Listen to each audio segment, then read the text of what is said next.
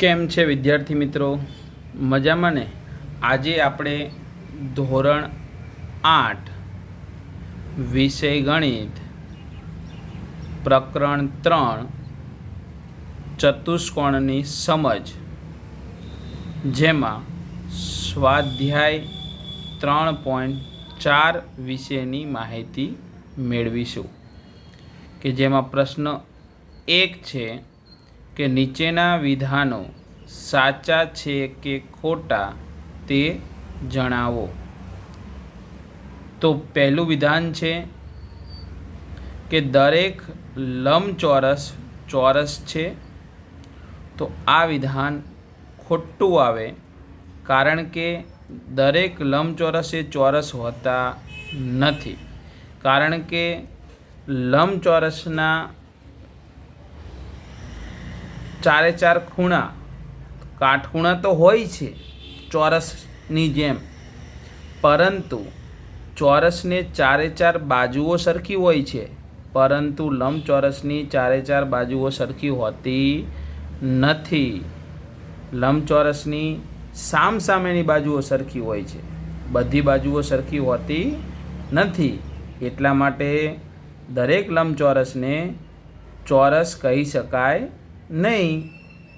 Okay, આગળનું વિધાન કે દરેક સમબાજુ ચતુષ્કોણ સમાંતર બાજુ ચતુષ્કોણ છે. તો આ વિધાન સાચું છે, કારણ કે દરેક સમબાજુ ચતુષ્કોણ જે છે એ સમાંતર બાજુ ચતુષ્કોણ છે, કારણ કે સમાંતર બાજુ ચતુષ્કોણના બધા જ ગુણધર્મો સમબાજુ ચતુષ્કોણને લાગુ પડે છે. કારણ કે સમબાજુ ચતુષ્કોણ અને સમાંતર બાજુ ચતુષ્કોણમાં તમે જુઓ, સામસામેની બાજુ સમાંતર હોય છે, સામસામેના ખૂણા પણ સરખા હોય છે. ઓકે, હવે આગળનું વિધાન કે દરેક ચોરસ સમબાજુ ચતુષ્કોણ છે તેમજ લંબચોરસ પણ છે. તો આ વિધાન બિલકુલ સાચું છે, કારણ કે દરેક ચોરસ એ સમબાજુ ચતુષ્કોણ પણ કહેવાય અને લંબચોરસ પણ કહેવાય. લંબચોરસ અને સમબાજુ ચતુષ્કોણના બધા જ ગુણધર્મો ચોરસને પણ લાગુ પડે છે.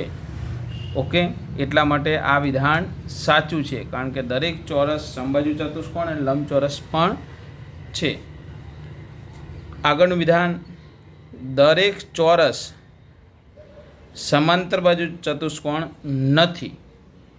તો આ વિધાન ખોટું છે, કારણ કે દરેક ચોરસ એ સમાંતર બાજુ ચતુષ્કોણ છે, કારણ કે સમાંતર બાજુ ચતુષ્કોણના બધા જ ગુણધર્મો ચોરસને લાગુ પડે છે.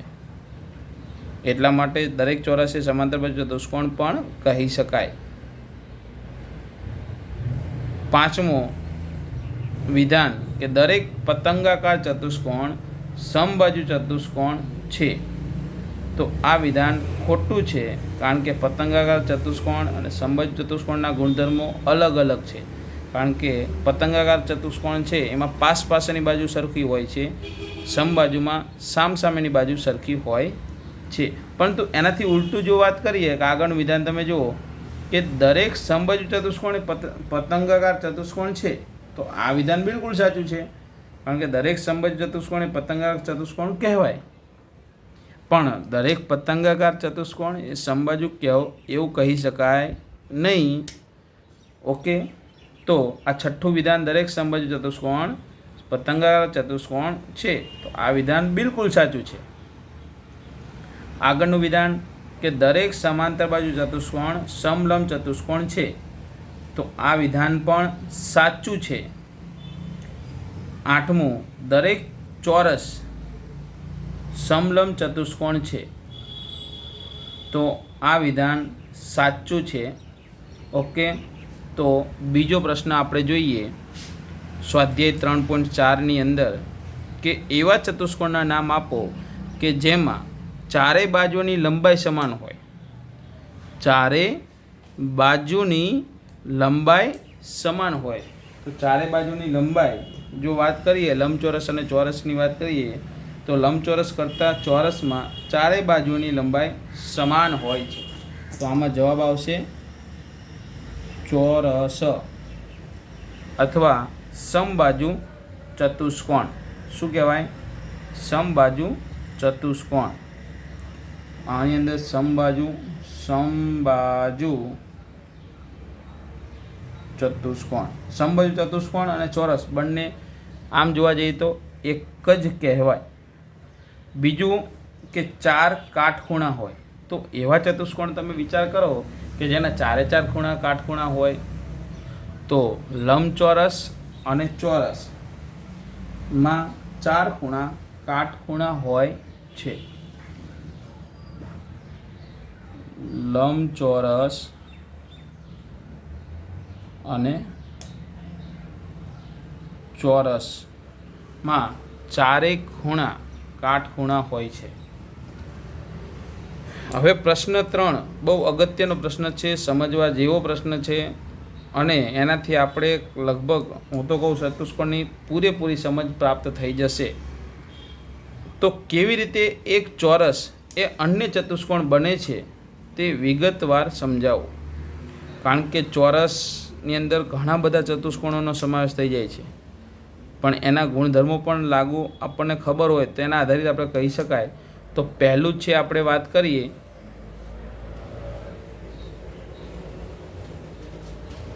ચતુષ્કોણ. તો દરેક ચોરસ જે છે ચતુષ્કોણ છે કે નહીં, તો ચોરસને 4 બાજુઓ હોય છે, તેથી તેને ચતુષ્કોણ કહેવામાં આવે છે. તો ચતુષ્કોણનો મતલબ શું કે 4 બાજુઓ સરખી 4 બાજુઓ હોય તેને ચતુષ્કોણ કહેવાય. ઓકે, તો તેના બાદ આપણે આગળનો જોઈએ. આગળનો મુદ્દો જો કે સમાંતર બાજુ ચતુષ્કોણ. તો સમાંતર બાજુ ચતુષ્કોણને ચોરસ કહેવાય. ચોરસ બને કે ન બને, તો તમે જુઓ ચોરસની સામસામેની બાજુની લંબાઈ સમાન અને એકબીજાને સમાંતર હોય છે, તેથી તેને સમાંતર બાજુ ચતુષ્કોણ કહેવામાં આવે છે.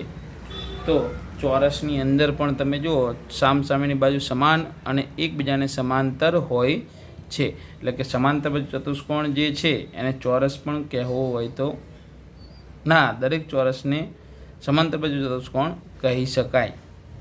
ઓકે, તો ત્યારબાદ સમબાજુ ચતુષ્કોણ. તો સમબાજુ ચતુષ્કોણ જે છે એમાં બધી જ બાજુઓ સરખી હોય છે, તેથી તેને સમબાજુ ચતુષ્કોણ કહેવામાં આવે છે. ચોરસ હોય છે અને સમબાજુ ચતુષ્કોણ પણ કહી શકાય. ત્યારબાદ લંબચોરસ. તો તેના બધા જ ખૂણા કાટખૂણા છે, તેથી તેને લંબચોરસ કહેવામાં આવે છે. ઓકે, તો વિદ્યાર્થી મિત્રો કે ચોરસ, દરેક ચોરસને ચતુષ્કોણ, સમાંતર બાજુ ચતુષ્કોણ, સમબાજુ ચતુષ્કોણ, લંબચોરસ પણ કહેવો હોય તો કહી શકાય. આવી જ રીતે તમે તમારી જાતે સ્વપ્રયત્નથી અલગ અલગ પ્રકારના ચતુષ્કોણની કમ્પેરિઝન પણ કરી શકો છો, કે જેનાથી આપણને ચતુષ્કોણના ગુણધર્મો વિશેની સાચી અને શ્યોર પકડ મજબૂત થાય છે, એની ગ્રીપ પકડાય છે. તો પ્રશ્ન 4 આપણે જોઈએ કે નીચે દર્શાવ્યા મુજબ વિકર્ણ ધરાવતા ચતુષ્કોણના નામ આપો. તો નીચે દર્શાવેલ વિકર્ણ ધરાવતા ચતુષ્કોણના નામ આપો કે જેની અંદર આપણે તમે જુઓ કે પહેલું છે પરસ્પર દુભાગે. પરસ્પર દુભાગે કે વિકર્ણો જે પરસ્પર દુભાગે છે તેને સમબાજુ ચતુષ્કોણ, લંબચોરસ, ચોરસ અને સમાંતર બાજુ ચતુષ્કોણ કહેવાય છે. તો આ 4 પ્રકારના ચતુષ્કોણની અંદર વિકર્ણ એકબીજાને પરસ્પર દુભાગે છે, એટલે કે વિકર્ણના 2 ભાગ પાડે છે. પછી બીજા નંબરમાં પરસ્પર લંબ દ્વિભાજક હોય છે. પરસ્પર લંબ દ્વિભાજક હોય છે. તો લંબ દ્વિભાજકનો અર્થ એ થાય છે કે વિકર્ણના 2 ભાગ પણ પાડે છે અને સાથે સાથે કાટખૂણાની પણ રચના કરે છે. તમે જુઓ જેના વિકર્ણો પરસ્પર લંબ દ્વિભાજક હોય તેને ચોરસ અને સમબાજુ ચતુષ્કોણ કહેવામાં આવે છે. ત્રીજા નંબરમાં સમાન હોય તો વિકર્ણ કેવા હોય છે? સમાન હોય છે, તો જેના વિકર્ણો સમાન હોય તેને ચોરસ અને લંબચોરસ પણ કહેવામાં આવે છે. ઓકે, તો પ્રશ્ન 5 જોઈએ કે લંબચોરસ એક બહિર્મુખ ચતુષ્કોણ છે. સમજાવો. લંબચોરસ એક બહિર્મુખ ચતુષ્કોણ છે, સમજાવો. તો તેના બે મુદ્દાઓ છે કે જે લંબચોરસને બહિર્મુખ ચતુષ્કોણ બનાવવામાં આવે છે. પહેલો, તેના બધા જ ખૂણા 180 અંશથી નાના હોય છે, 180 કરતાં ઓછા હોય છે. બીજા નંબરમાં કે બંને વિકર્ણો એ એકબીજાને મધ્ય બિંદુએ દ્વિભાગે છે, આમ તે એક બહિર્મુખ ચતુષ્કોણ છે. ઓકે, હવે લંબચોરસને એક બહિર્મુખ ચતુષ્કોણ છે એ આપણને ખ્યાલ આવી ગયો ને કે તેના બધા જ ખૂણા 180 અંશથી નાના હોય છે. તો બહિર્મુખ ચતુષ્કોણમાં અંતર્મુખ ચતુષ્કોણમાં શું તફાવત મળ્યો કે તેના બધા જ ખૂણા 180 અંશથી નાના હોય છે. તો 180થી જેનો ખૂણો મોટો હોય તેને શું કહેવામાં આવે છે? અંતર્મુખ ચતુષ્કોણ કહેવામાં આવે છે. અને બંને વિકર્ણો એકબીજાને મધ્ય બિંદુએ દુભાગે છે, અને જે અંતર્મુખ ચતુષ્કોણમાં એકબીજાને દુભાગતા નથી. ઓકે, એટલે કે જે ચતુષ્કોણની અંદરની બાજુ વિકર્ણ હોય તેને બહિર્મુખ ચતુષ્કોણ કહેવામાં આવે છે, અને બહારની બાજુ વિકર્ણ હોય તેને અંતર્મુખ ચતુષ્કોણ કહેવામાં આવે છે. તો આપણે પ્રશ્ન 6ની વાત કરીએ. પ્રશ્ન 6, કાટકોણ ત્રિકોણ એબીસીમાં કાટખૂણાની સામેની બાજુનું મધ્યબિંદુ O છે. શિરોબિંદુ A, B અને C થી બિંદુ O કેવી રીતે સમાન અંતરે આવે છે તે સમજાવો. તો વિદ્યાર્થી મિત્રો, આ વિશેની થોડીક માહિતી તમને આપું કે પ્રશ્નની અંદર ફક્ત ને ફક્ત કાટકોણ ત્રિકોણ A, B અને C અને આ કાટખૂણાની સામેની બાજુ, અને આને શું કહેવાય? કર્ણ. સામેની બાજુ અહીંયા O, સામેની બાજુ જે છે એને O બિંદુ એ મધ્ય બિંદુ છે, સામેની બાજુનું મધ્ય બિંદુ છે. તો અહીં આપણે તમે જુઓ કે અહીંયા શું કહેવા માગે છે? OA, OB અને OC કેવી રીતે સમાન અંતર આવે છે તે આપણે સમજાવવાનું છે. તો એને સમજાવવા માટે આપણે એક તૂટક રેખાની મદદથી આને લંબચોરસ બનાવવામાં આવે છે, બરાબર. એને આપણે આ નામ આપી દઈશું D. ઓકે, તો અહીં BO અને OD એકબીજાને કેવા છે? સમાન, એટલે કે સમાન છે. કેવા છે? સમાન છે.